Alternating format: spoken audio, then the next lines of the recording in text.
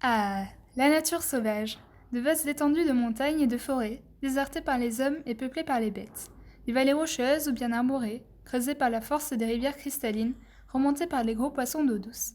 Des paysages époustouflants qui nous font sentir minuscules et donnent envie de découvrir le grand air. Lorsqu'on imagine un paysage sauvage, c'est souvent ce genre d'image qui nous vient à l'esprit et que nous avons l'habitude de voir sur les couvertures de revues ou dans les documentaires. Mais la dimension sauvage de nos paysages se résume-t-elle à cela? Au fond, ça veut dire quoi d'être sauvage? Pour mieux comprendre cette notion, il faut d'abord appréhender la dualité du sauvage, qui est spécifique à la langue française.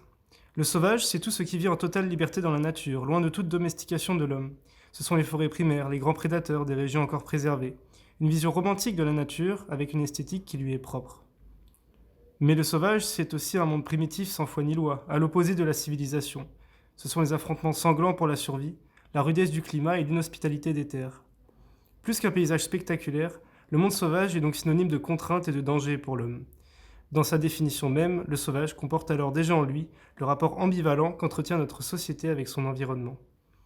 Cherchant à transformer cette définition commune en réalité scientifique, des chercheurs ont donc essayé de se fixer une grille de lecture afin de mesurer le caractère sauvage des milieux naturels. C'est notamment le cas du géographe, spécialiste de la conservation, Paul Jepson, qui a pris en compte les critères suivants. L'autonomie d'un milieu, c'est-à-dire sa capacité à évoluer et se développer par des interactions internes. Sa spontanéité, c'est-à-dire sa capacité à engendrer la naissance d'espèces sur son sol. Et sa naturalité, qui se définit comme le caractère naturel d'un lieu. C'est dans ce dernier critère que la définition du sauvage acquiert une dimension subjective. Car comme l'explique l'écologue Jean-Baptiste Maïb, Nous avons tous notre propre fiction de ce que pourrait être le monde sauvage, construite avec nos souvenirs et nos expériences. c'est sur la base de cette réflexion qu'est d'abord né le concept de rewilding aux États-Unis, inventé par le militant écologiste radical Dave Foreman en 1999. Le rewilding, c'est un projet de conservation à grande échelle, intégrant toutes les espèces autochtones, les écosystèmes et les régimes de perturbation associés. Concrètement, ce projet vise à rendre aux milieux naturels leur caractère sauvage, et ce par la restauration d'écosystèmes autorégulés, c'est-à-dire qui ne nécessitent plus aucune intervention humaine pour assurer leur bon développement. Pour ce faire, le rewilding s'appuie sur la théorie des 3 C, corps, corridor, carnivore. Cette théorie pose les bases du rewilding qui a besoin de 3 critères pour être efficace: une application sur un espace de grande superficie, la mise en relation des milieux concernés par des corridors, et surtout le rééquilibrage des chaînes trophiques par la réintroduction de prédateurs carnivores dans des écosystèmes où ils ont souvent disparu car ayant été pourchassés puis exterminés par l'homme. Alors tout ça, c'est bien beau, mais dans la nature, ça donne quoi? La première expérience américaine de rewilding eut lieu dans le parc national de Yellowstone, connu pour ses paysages montagneux et ses troupeaux de bisons. En effet, le parc souffrait depuis la disparition du loup-gris, d'une dégradation du fond des vallées à cause du wapiti. Ce petit cervidé qui s'est mis à proliférer et menacer l'équilibre des écosystèmes de Yellowstone. Le principe fut le suivant: réintroduire 40 spécimens du loup-gris dans le parc de Yellowstone entre 1995 et 1997 afin de déclencher un effet de cascade trophique. Grâce au loup, le parc de Yellowstone a vu sa biodiversité s'enrichir et ses paysages gagner en caractère sauvage, tout en permettant à cette vaste région d'évoluer de façon autonome. Devant le succès de l'expérience de Yellowstone, les scientifiques et acteurs politiques européens se sont rapidement appropriés la notion de rewilding. Ainsi, à partir des années 2000, on commence à parler de renaturalisation pour reprendre les principes du rewilding de façon moins radicale. Puis finalement arrive le terme réensauvagement, porté notamment par une ONG créée en 2013, l'European Wilderness Society. Il faut dire que l'Europe dispose d'un patrimoine naturel florissant qui a souvent été altéré par l'homme. Les partisans du réensauvagement rêvent de pouvoir ramener dans les forêts européennes les grands mammifères et prédateurs qui ont disparu durant les siècles précédents.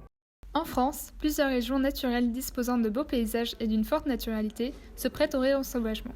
Les Pyrénées, dans lesquelles on retrouvait autrefois l'ours et le loup, le massif des Alpes, lui aussi peuplé depuis les années 1990 par le loup qui est revenu naturellement.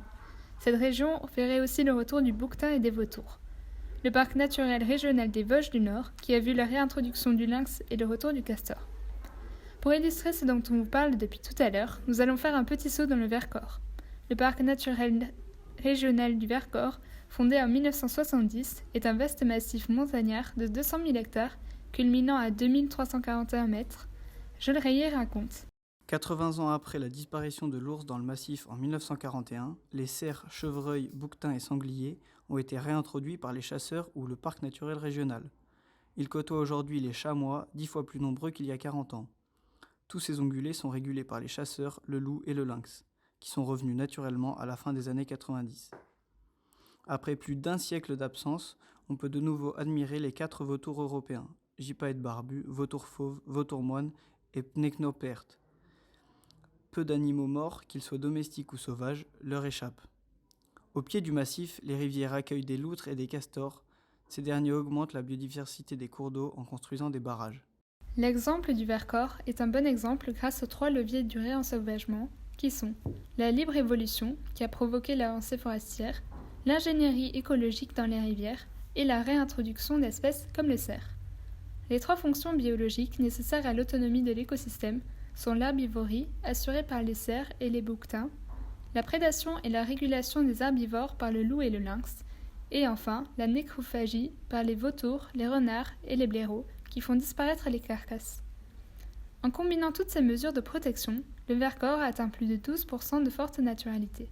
Malgré toutes les vertus qui sont avancées par certains scientifiques, le réensauvagement est aujourd'hui une pratique très controversée. C'est dans les Pyrénées que l'expérience du réensauvagement suscite des conflits territoriaux importants. Depuis les années 1990, 2 grands prédateurs des écosystèmes montagnards furent réintroduits par l'homme. L'ours brun, avec l'implantation de 11 individus depuis les années 90, on estime qu'il y a aujourd'hui environ 70 ours bruns dans le massif des Pyrénées, et le loup gris, importé clandestinement depuis les années 1980 et dont la population va de 400 à 800 en France, selon les estimations. Rapidement, des attaques contre les troupeaux des éleveurs ovins furent alors recensées.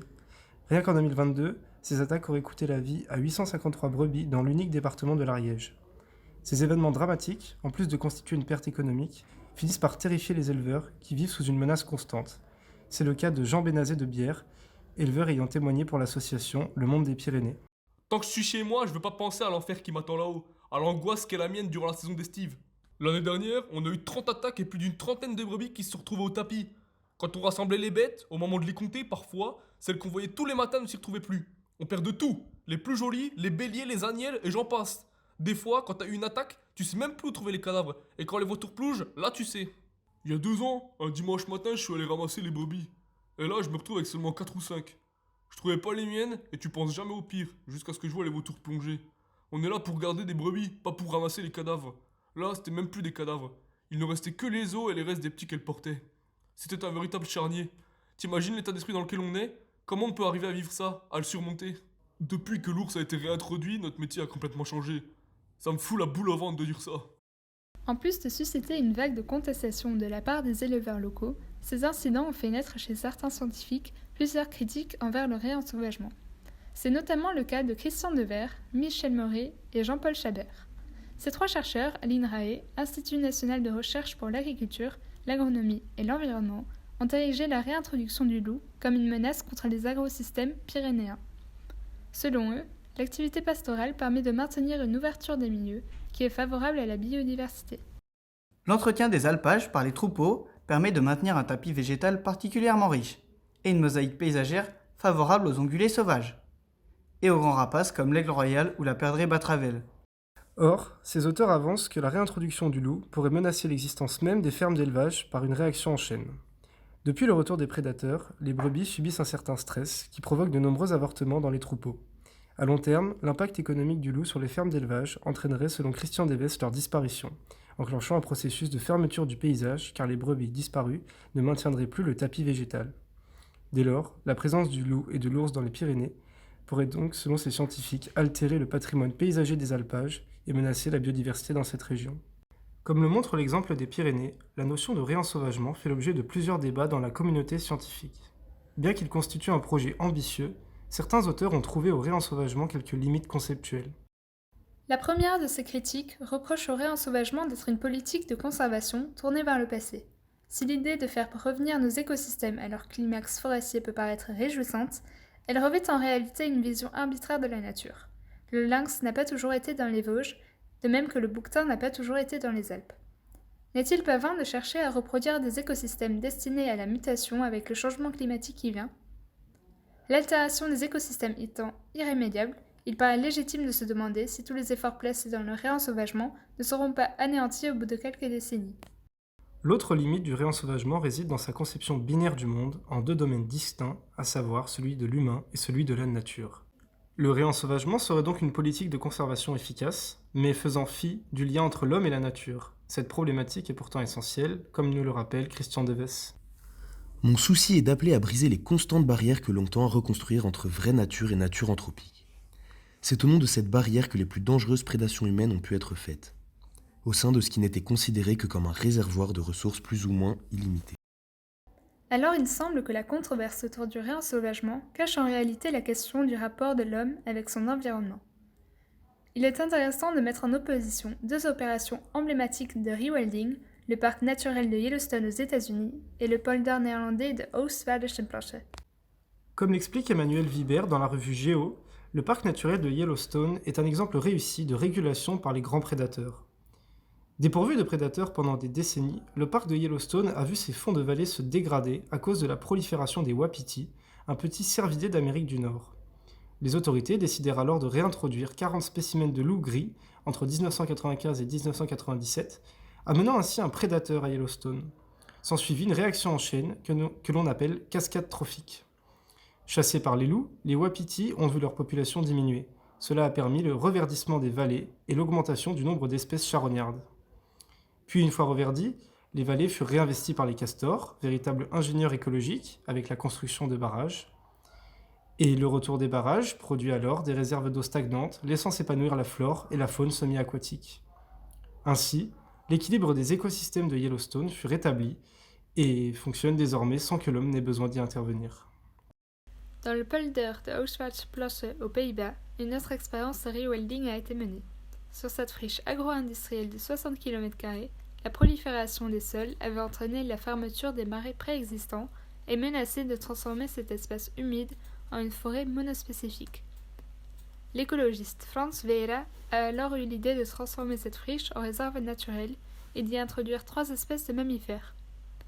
34 aurochs d'Eek, une sorte de vache rustique, 20 chevaux coniques et 44 cerfs élaphes, originaires d'Écosse. Grâce à leur action de pétinement et de broutage des jeunes pousses, ces herbivores ont évité à la prairie de trop s'enfricher et retrouvent maintenant à OVP des zones humides et de sous-bois. Résultat, ce milieu attire désormais jusqu'à 250 espèces d'oiseaux chaque année. Mais malheureusement, l'histoire ne s'arrête pas ici. Dans les années qui ont suivi, les grands herbivores ont commencé à beaucoup se reproduire puisqu'il n'y avait aucun prédateur pour les chasser.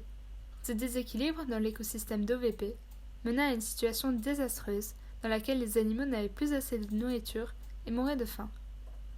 Après la mort de plus de 3000 animaux, les autorités ont fini par autoriser l'exécution de certains individus, un échec dramatique pour les partisans du rewilding. À travers ces deux cas de figure, nous pouvons voir que la place de l'homme dans une opération de rewilding peut prendre des formes différentes.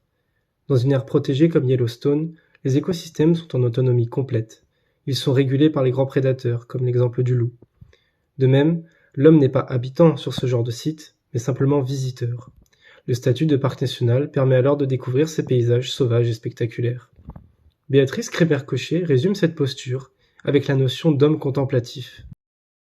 L'exemple du polder d'OVP montre à l'inverse qu'en l'absence de prédateurs, l'intervention de l'homme est indispensable pour éviter la surpopulation des espèces herbivores. Pour répondre à ce problème, nous pouvons alors imaginer que les chasseurs puissent jouer un rôle de régulateur dans les écosystèmes, dans un espace où il y aurait cette fois-ci toute sa place.